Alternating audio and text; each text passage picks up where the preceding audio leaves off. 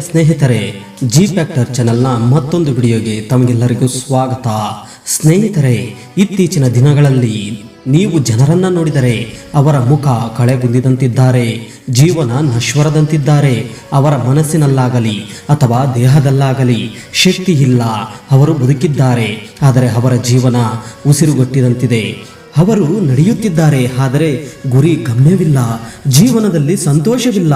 ಅವರಿಗೆ ಯಾವುದರ ಬಗ್ಗೆಯೂ ಉತ್ಸಾಹವಿಲ್ಲ. ಅವರ ಸುತ್ತ ಸದಾ ದುಃಖ, ಚಿಂತೆ, ಸಮಸ್ಯೆಗಳೇ ಸುತ್ತುವರೆದಿದೆ. ಮಾನವೀಯತೆಯಂತೂ ಕಾಣೆಯಾಗಿ ಬಿಟ್ಟಿದೆ. ಎಲ್ಲರೂ ತಮ್ಮ ಶಕ್ತಿ ಕಳೆದುಕೊಂಡಂತೆ ಕಾಣುತ್ತಿದೆ.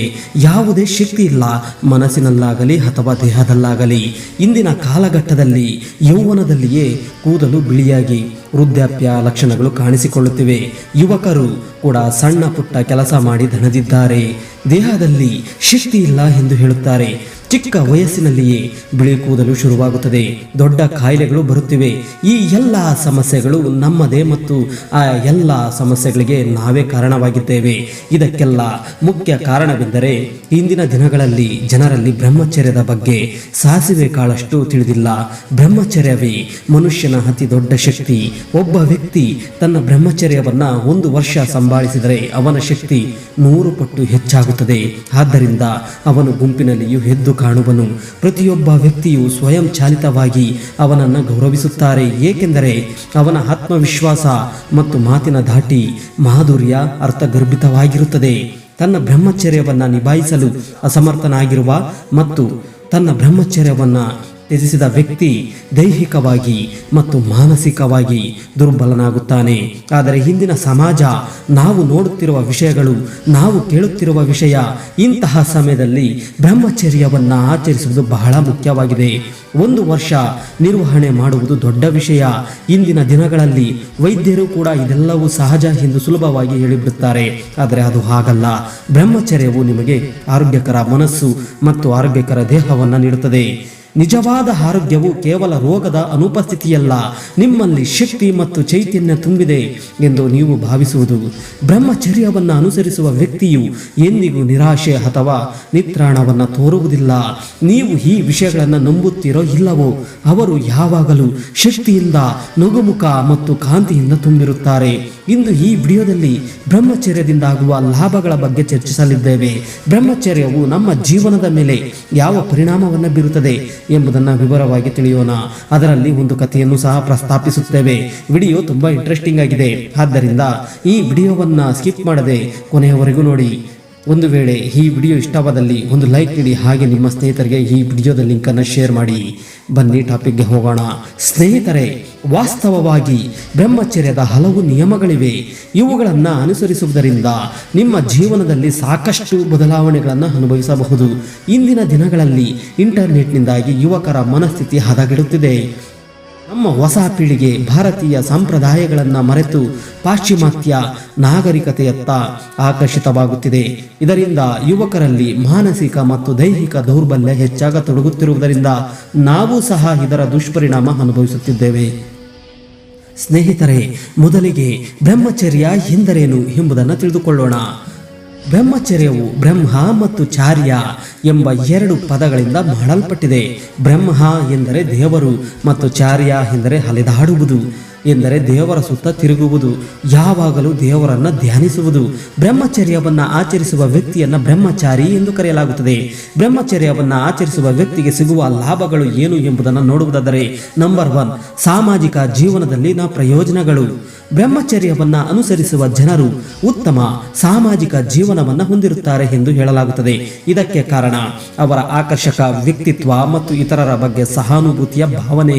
ಅವರ ಮನಸ್ಸಿನಲ್ಲಿ ಕೋಪ, ಅಸೂಯೆ ಮತ್ತು ದ್ವೇಷದಂತಹ ಯಾವುದೇ ಭಾವನೆಗಳಿಲ್ಲ ಮತ್ತು ಇವೆಲ್ಲವೂ ಪ್ರೀತಿಯಿಂದ ಕೂಡಿರುತ್ತದೆ. ಇದರಿಂದಾಗಿ ಅವರ ಸಾಮಾಜಿಕ ಜೀವನ ತುಂಬಾ ಚೆನ್ನಾಗಿರುತ್ತದೆ. ನಂಬರ್ 2, ಮಾನಸಿಕ ಸ್ಥಿತಿಯ ಪ್ರಯೋಜನಗಳು. ಸ್ನೇಹಿತರೆ, ಬ್ರಹ್ಮಚರ್ಯವನ್ನು ಅನುಸರಿಸುವ ಜನರು ಮಾನಸಿಕವಾಗಿ ತುಂಬಾ ಬಲಶಾಲಿಯಾಗಿರುತ್ತಾರೆ. ಬದುಕಿನ ಏರಿಳಿತಗಳು ಅವರನ್ನು ಮಾನಸಿಕವಾಗಿ ಮುರಿಯಲಾರವು. ಅವರ ಮನಸ್ಸು ಬಲವಾಗಿರುತ್ತದೆ ಮತ್ತು ಹೇಳಿತನವು ಅವರಿಂದ ದೂರ ಉಳಿಯುತ್ತದೆ. ಹತಾಶೆ ಮತ್ತು ಖಿನ್ನತೆಯಂತಹ ರೋಗಗಳು ಅವರನ್ನು ಬೇಗನೆ ಬಾಧಿಸುವುದಿಲ್ಲ. ನಂಬರ್ 3, ದೈಹಿಕ ಸೌಂದರ್ಯದ ಪ್ರಯೋಜನಗಳು.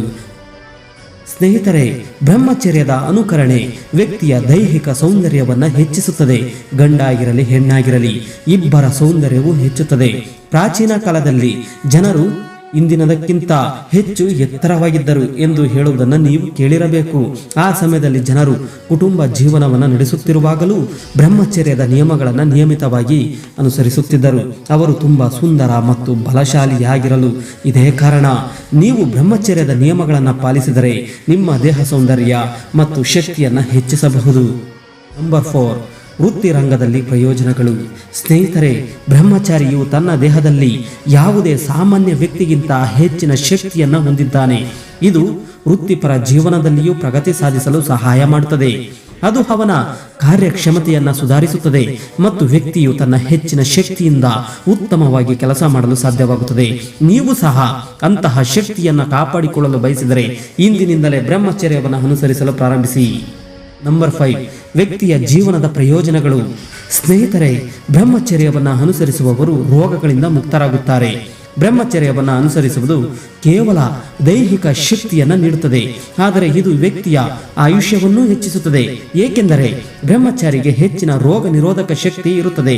ಇದರಿಂದಾಗಿ ರೋಗ ಬರುವ ಸಾಧ್ಯತೆಗಳು ಬಹಳ ಕಡಿಮೆಯಾಗುತ್ತವೆ ಮತ್ತು ಅದರಿಂದ ಅಂತಹ ಜನರು ದೀರ್ಘಕಾಲ ಬದುಕುತ್ತಾರೆ. ಮಹಿಳೆಯರಿಗೆ ಸಂಬಂಧಿಸಿದ ಯಾವುದೇ ವಿಷಯದ ಬಗ್ಗೆ ಮಾತನಾಡಬೇಡಿ. ಅದು ಮನಸ್ಸಿನಲ್ಲಿ ಆನಂದವನ್ನು ಉಂಟು ಮಾಡುತ್ತದೆ ಮತ್ತು ಲೈಂಗಿಕ ಕಾಮವನ್ನು ಹೆಚ್ಚಿಸುತ್ತದೆ. ಬ್ರಹ್ಮಚಾರಿ ಮಹಿಳೆಯರ ದೇಹದ ಭಾಗಗಳನ್ನು ನೋಡುವುದನ್ನು ತಪ್ಪಿಸಬೇಕು, ಹಾಗೆ ಮಹಿಳೆಯರನ್ನ ಹೊಗಳುವುದನ್ನು ತಪ್ಪಿಸಬೇಕು. ಬ್ರಹ್ಮಚರ್ಯವನ್ನು ಅನುಸರಿಸುವ ವ್ಯಕ್ತಿಯು ತುಪ್ಪ, ಹಾಲು, ಮೊಸರು, ಎಣ್ಣೆ, ಬೆಲ್ಲ, ಸಿಹಿ ತಿಂಡಿಗಳು ಮುಂತಾದ ರಸಭರಿತವಾದ ನಯವಾದ ವಸ್ತುಗಳನ್ನು ತ್ಯಜಿಸಬೇಕು. ಏಕೆಂದರೆ ಇದರ ಸೇವನೆಯು ತ್ವರಿತವಾಗಿ ಲೈಂಗಿಕ ಬಯಕೆಯನ್ನು ಪ್ರಚೋದಿಸುತ್ತದೆ. ಬ್ರಹ್ಮಚಾರಿಯು ಸಮಯಕ್ಕೆ ಸರಿಯಾಗಿ ಆಹಾರವನ್ನು ಸೇವಿಸಬೇಕು ಮತ್ತು ಆಹಾರವು ಧರ್ಮಕ್ಕೆ ಸಂಬಂಧಿಸಿದಂತಿರಬೇಕು. ಅವನು ಸೀಮಿತ ಪ್ರಮಾಣದ ಆಹಾರವನ್ನು ಸೇವಿಸಬೇಕು. ಬ್ರಹ್ಮಚಾರಿಯು ದೇಹದ ಅಲಂಕಾರದ ಬಗ್ಗೆ ಗಮನ ಹರಿಸಬಾರದು. ಅವನು ಆಭರಣಗಳನ್ನು ಧರಿಸಬಾರದು ಅಥವಾ ಸೌಂದರ್ಯಕ್ಕಾಗಿ ಅಥವಾ ಅಲಂಕಾರಕ್ಕಾಗಿ ಬೇರೆ ಏನನ್ನೂ ಮಾಡಬಾರದು. ಬ್ರಹ್ಮಚಾರಿಯು ಈ 5 ರೀತಿಯ ಲೈಂಗಿಕ ಗುಣಗಳನ್ನು ಶಾಶ್ವತವಾಗಿ ತ್ಯಜಿಸಬೇಕು. ಅವುಗಳೆಂದರೆ ಪದ, ರೂಪ, ವಾಸನೆ, ರುಚಿ ಮತ್ತು ಸ್ಪರ್ಶ. ಸ್ನೇಹಿತರೆ, ಮಹಾತ್ಮ ಮತ್ತು ಒಬ್ಬ ಕುಸ್ತಿಪಟುವಿನ ನಡುವಿನ ಕಥೆಯನ್ನ ತಿಳಿದುಕೊಳ್ಳೋಣ. ಒಂದು ಹಳ್ಳಿಯಲ್ಲಿ ಒಬ್ಬ ಕುಸ್ತಿಪಟು ವಾಸಿಸುತ್ತಿದ್ದ. ನಾನು ಒಂದು ಕಥೆಯನ್ನ ಓದಿದ್ದೇನೆ. ಅವನು ಹತ್ತಿರದ ಹಳ್ಳಿಗಳ ಎಲ್ಲ ಕುಸ್ತಿಪಟುಗಳನ್ನು ಸೋಲಿಸಿದನು. ಅವನು ಒಂದು ದಿನ ಮಹಾತ್ಮನ ಬಳಿಗೆ ಹೋಗಿ ನನ್ನೊಂದಿಗೆ ಕುಸ್ತಿ ಮಾಡು ಎಂದು ಹೇಳಿದನು. ಮಹಾತ್ಮರು ಹೇಳಿದರು, ನಾನು ಬಿಟ್ಟುಕೊಟ್ಟಿದ್ದೇನೆ ಹಿಂಸೆಯನ್ನ. ಆಗ ಕುಸ್ತಿಪಟು ಹೇಳುತ್ತಾನೆ, ಬ್ರಹ್ಮಚರ್ಯದ ಬಲವು ಕುಸ್ತಿಪಟುವಿನ ಶಕ್ತಿಗಿಂತ ದುರ್ಬಲವಾಗಿದೆ ಎಂದು ನೀವು ಒಪ್ಪಿಕೊಳ್ಳುತ್ತೀರಾ? ಆಗ ಮಹಾತ್ಮರು ಹೇಳಿದರು, ಆಗಿದ್ದಲ್ಲಿ ನಾನು ಖಂಡಿತವಾಗಿಯೂ ನಿಮ್ಮೊಂದಿಗೆ ಸೆಣಸಾಡುತ್ತೇನೆ. ಮಹಾತ್ಮರು ತನ್ನ ಟವಲನ್ನು ನೀರಿನಲ್ಲಿ ನೆನೆಸಿ ಹೇಳಿದರು, ಅವನು ಎಷ್ಟು ಸಾಧ್ಯವೋ ಅಷ್ಟು ಶಕ್ತಿಯನ್ನು ಬಳಸಿ ಅದರಲ್ಲಿದ್ದ ನೀರನ್ನು ಹಿಂಡಿ ತೋರಿಸು, ನಂತರ ಮಾತ್ರ ನಾನು ನಿಮ್ಮೊಂದಿಗೆ ಸೆಣಸಾಡುತ್ತೇನೆ. ಕುಸ್ತಿಪಟು ಟವಲ್ ತೆಗೆದುಕೊಂಡು ಪೂರ್ಣ ಬಲದಿಂದ ನೀರನ್ನ ಹಿಂಡಿದನು. ಆದರೆ ಅದರಲ್ಲಿ ಒಂದು ಹನಿಯೂ ನೀರು ಬರಲಿಲ್ಲ. ಆದ್ದರಿಂದ ಕುಸ್ತಿಪಟು ಹೇಳುತ್ತಾನೆ, ಇದರಲ್ಲಿ ನೀರೇ ಇಲ್ಲ. ನಂತರ ಮಹಾತ್ಮನು ಟವಲನ್ನು ಹಿಂದಕ್ಕೆ ತೆಗೆದುಕೊಂಡು ಅದನ್ನು ಹಿಂಡಿದಾಗ ಆಗ ಅದರಿಂದ ಒಂದು ಜಲಪಾತವು ಹೊರಹೊಮ್ಮುತ್ತದೆ. ಇದನ್ನು ನೋಡಿದ ಕುಸ್ತಿಪಟು ಅವನ ಕಾಲಿಗೆ ಬಿದ್ದು, ನಾನು ನಿಮ್ಮೊಂದಿಗೆ ಸೆಣಸಾಡಲಾರೆ ಎಂದು ಹೇಳಿದನು. ನಾನು ಅದನ್ನು ಒಪ್ಪಿಕೊಂಡೆ. ಬ್ರಹ್ಮಚರ್ಯನ ಶಕ್ತಿಯು ಕುಸ್ತಿಪಟುವಿನ ಶಕ್ತಿಗಿಂತ ದೊಡ್ಡದಾಗಿದೆ. ಆದರೆ ಇಂದು ಈ ಯುಗದಲ್ಲಿ ಅದು ಹಾಗೆ ತೋರುತ್ತಿಲ್ಲ. ಆದರೆ ಇದು ಸತ್ಯ. ಓಕೆ ಫ್ರೆಂಡ್ಸ್, ಈ ವಿಡಿಯೋ ಇಷ್ಟವಾದಲ್ಲಿ ಒಂದು ಲೈಕ್ ನೀಡಿ, ನಿಮ್ಮ ಸ್ನೇಹಿತರಿಗೆ ಶೇರ್ ಮಾಡಿ. ನೀವಿನ್ನೂ ನಮ್ಮ ಚಾನಲನ್ನು ಸಬ್ಸ್ಕ್ರೈಬ್ ಆಗಲಿಲ್ಲವೆಂದರೆ ಸಬ್ಸ್ಕ್ರೈಬ್ ಆಗಿ ಪಕ್ಕದಲ್ಲೇ ಇರುವ ಬೆಲ್ ಬಟನ್ ಪ್ರೆಸ್ ಮಾಡಿ ಹಾಲ್ ನೋಟಿಫಿಕೇಶನ್ ಆನ್ ಮಾಡಿ. ಈ ವಿಡಿಯೋದ ಬಗ್ಗೆ ನಿಮ್ಮ ಅನಿಸಿಕೆಯನ್ನ ಮುಕ್ತವಾಗಿ ಕಾಮೆಂಟ್ ಮಾಡಿ. Thank you for watching.